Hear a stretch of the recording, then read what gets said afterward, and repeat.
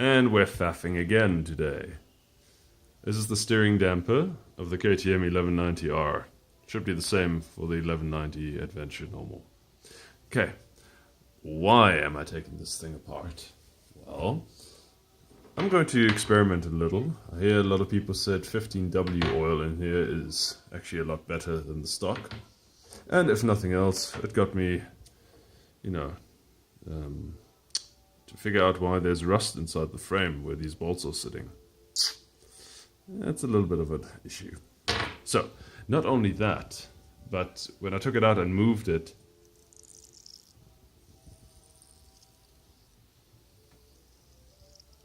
I don't know if you can hear that, but there's actually, it almost feels like sand in here. So, maybe, who knows, maybe a bit of sand got in there. We're going to figure that one out. So, very easy. This is one of the spaces which fits in here first, and that is just held by a circlip. Very rudimentary. Same on this side. So, as I'm new to this, and I'm not going to film this as I go along, because if I fuck up, I don't want any video evidence of it. So, we'll take this in stages. Next thing, we got to get this little cap off, and all you do here, you take a very fine screwdriver and a rubber mallet, and just go one side, tap, other side, tap, and that should already be enough. You can then remove it using your hands. Little tip, use a bit of tape to keep these things from flopping everywhere. Okay, theory is, once you remove the circlip here and underneath, push it all the way down, and we're going to hammer. Ta-da! Cracked like an egg. You can actually see very fine particles in that. You can see it even on the stopper. All the crap that's in there. So, over time, that would just have ground itself to a fine paste inside this thing and destroyed it. Little tip, this thing was very obstinate, meaning it didn't want to follow my instructions.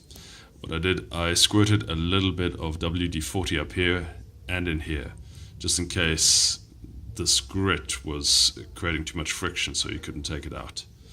Okay, next thing, let's take this thing apart. Another close-up of the crap that was in there. And for your reference pleasure, the steel cap, circlip, spacer, the rubber washer, and the filter inside. Notice the thick end goes there.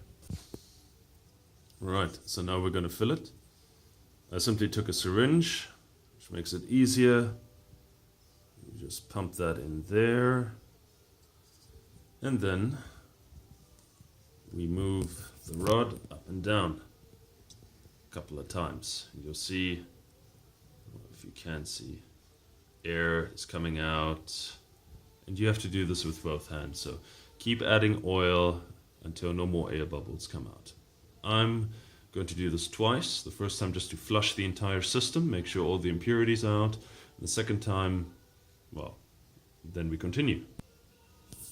Okay, after the third fill, 100%.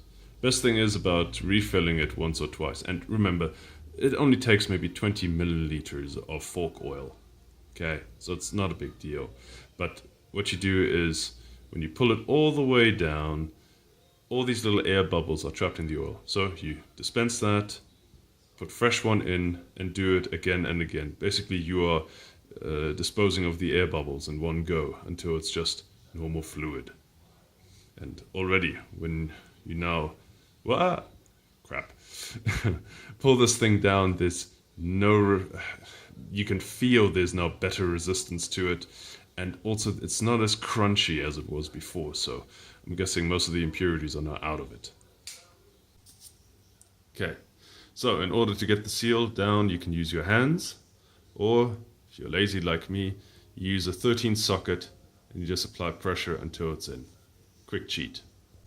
Oh, and if you're a dumbass like me who put too much oil in, either take out the seal again, or if you're lazy, this is a recurring subject by the looks of it, put in a very fine needle just between that spacer and move it up and down a little so it can bleed the excess oil out, as well as any further air. There we go. And there we go. Done. Put everything back. Put the cap on back here. Maybe add a bit of contact adhesive inside the cap before push it on, just in case it loosens itself. When servicing, make sure, have a look in here. There is an O-ring. Make sure it's still in good condition. What else? The needle trick is very effective because it's thin enough to go past that oil seal. If there's any excess pressure or if you put too much oil in, that'll just allow it to bleed. You pull it out, no damage done. When the oil bleeds out, use toilet paper because that absorbs it a lot faster. And the socket trick, the 13, works brilliantly. You just push it and it goes. And of course the syringe also. You just look, there's about maybe 20 milliliters of oil capacity. So you fill up a full syringe and whenever you need it, apply. Better than lugging this big bottle over and trying to aim properly. Anything else? Oh yeah, I'm just going to give this a clean now. Get rid of all the excess oil. Clean these bolts. See where the rust is coming from. Thread lock it. Put it all back together and boom! There we go. How long did it take me? With my idiocy, it took about 30 minutes, huh? It's not bad. Maybe next time I know what I'm doing. Let me put it this way, the next time I have to service one of these on anything like that, it'll be a lot easier. So, great learning experience. Oh, before I forget, also make sure that these little balls in here, well, bearings, sorry, not technically minded today, but that these are without resistance. You may want to clean them ever so often. There is a strong case to be made. Check your rear brake pedal. There's one of these as well, one of these eyelets, and that gets caked up with dirt very quickly to such a point that you can't even move it anymore. If that is the case, please clean it before you have to replace it. And that's it for me. Later.